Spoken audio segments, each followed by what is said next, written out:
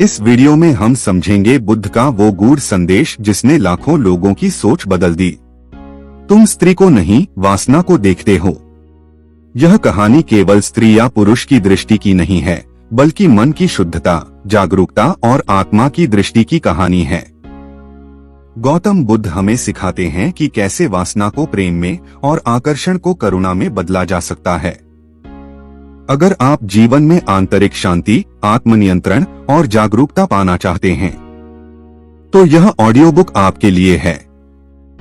सुनिए, बुद्ध क्यों बोले तुम स्त्री को नहीं, वासना को देखते हो।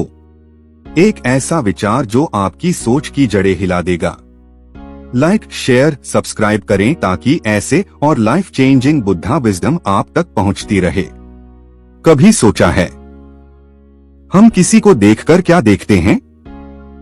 एक इंसान को या अपनी वासना को? बुद्ध ने कहा था, तुम स्त्री को नहीं देखते, तुम वासना को देखते हो। और यह एक वाक्य नहीं, बल्कि जागृति का द्वार है। अध्याय 1, एक दृष्टि, हजार अर्थ। बुद्ध के जीवन का वह प्रसंग। वे एक दिन अपने शिष्यों के साथ राजगृह से गुजर रहे थे। सड़क पर एक सुंदर स्त्री आई। उसका सौंदर्य ऐसा था कि राहगीरों की आंखें टिक गईं। शिष्य भी चकित थे और उसी क्षण बुद्ध ठहर गए। उन्होंने कहा, देखो, वह स्त्री नहीं है, वह वासना का रूप है। तुम्हारी आंखों में जो चल रहा है वही तुम देख रहे हो। शिष्य स्तब्ध रह गए। बुद्ध ने आगे कहा, जिसे तुम सौंदर्य कहते हो वह बाहरी नहीं, तुम्हारे भीतर है। जब तुम्हारा मन शांत है तब स्त्री या पुरुष केवल मानव दिखाई देते हैं। पर जब मन वासनाग्रस्त है तो वह रूप नहीं देखता, केवल इच्छा देखता है। अध्याय 2, वासना क्या है? बुद्ध बोले, वासना कोई बाहरी चीज नहीं है। यह एक ऊर्जा है जो भीतर से उठती है, और अगर उसे समझा नहीं गया तो वह तुम्हें भस्म कर देती है। वासना सिर्फ शरीर की भूख नहीं, यह आत्मा की अधूरी समझ है। जब कोई व्यक्ति वासनाग्रस्त होता है, वह सामने वाले को वस्तु की तरह देखने लगता है, उसे केवल अपनी तृप्ति का साधन समझता है। लेकिन जब कोई जागृत व्यक्ति देखता है, वह उसी शरीर में परमात्मा का प्रतिबिंब देखता है। अध्याय 3, बुद्ध की दृष्टि। एक बार आनंद ने बुद्ध से पूछा, भंते, जब आप किसी स्त्री को देखते हैं तो आपके मन में क्या आता है? बुद्ध मुस्कुराए और बोले, मैं देखता हूं वहां भी वही चेतना है जो मुझ में है। वह भी वही ऊर्जा है, वही जीवन है।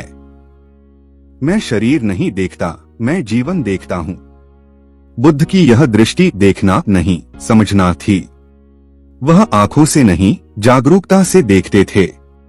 अध्याय 4, दृष्टि की दिशा बदलो। हम जो देखते हैं वही बन जाते हैं। अगर हम संसार में सिर्फ शरीर देखते हैं तो जीवन शरीर तक सीमित रह जाएगा। पर अगर हम चेतना देखना सीख लें तो दुनिया अचानक दिव्य लगने लगती है। जहां वासना थी वहां प्रेम खिल उठता है। जहां इच्छा थी वहां करुणा जन्म लेती है। बुद्ध यही परिवर्तन सिखा रहे थे। वासना को दबाने नहीं, बल्कि देखने और समझने का मार्ग। अध्याय 5, वासना से प्रेम तक। वासना हमेशा लेने की चाह होती है, प्रेम हमेशा देने की भावना। वासना कहती है मुझे चाहिए, प्रेम कहता है मैं देना चाहता हूं। बुद्ध ने कहा, वासना को प्रेम में बदलो, क्योंकि प्रेम ही उसका परिपक्व रूप है।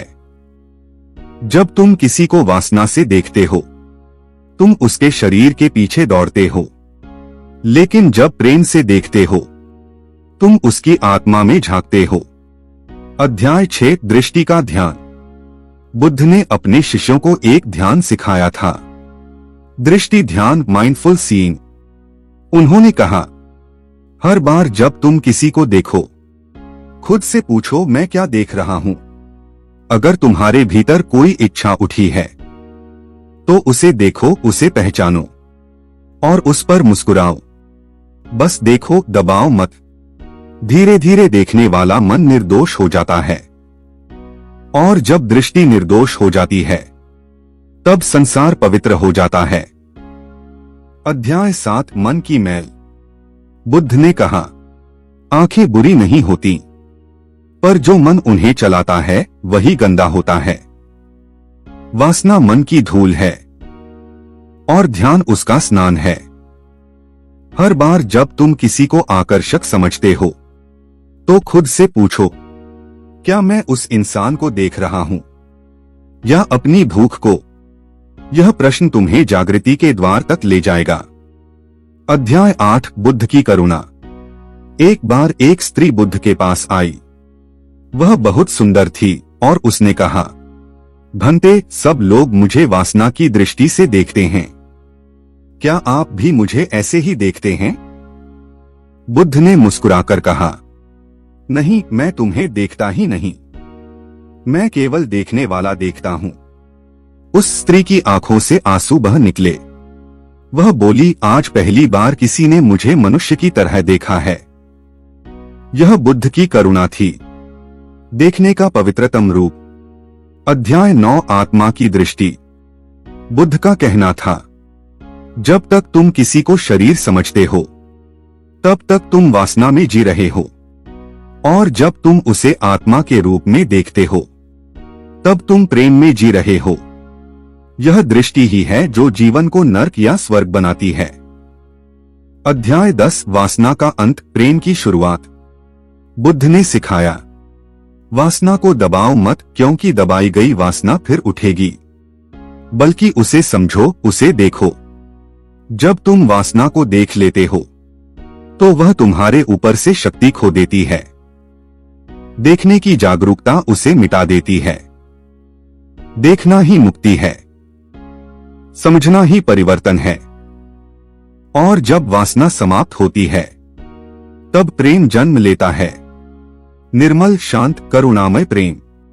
अध्याय 11 बुद्ध का अंतिम संदेश।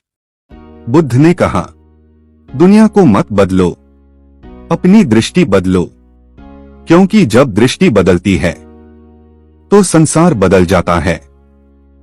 स्त्री वही है, पुरुष वही है, पर तुम्हारी आंखें अब अलग हैं। अब वे वासना नहीं, चेतना देखती हैं। जब तुम किसी को प्रेम से देखते हो तो वह तुम्हारे लिए भगवान का रूप बन जाता है। जब तुम किसी को वासना से देखते हो तो वह तुम्हारे लिए वस्तु बन जाता है। यह तुम्हारी दृष्टि तय करती है, तुम इंसान हो या पशु। बुद्ध का वाक्य अमर है, तुम स्त्री को नहीं, वासना को देखते हो। इसे समझ लो तो जीवन बदल जाएगा। देखना सीखो, समझना सीखो, क्योंकि जो देखने की कला जानता है वही जीने की कला जानता है।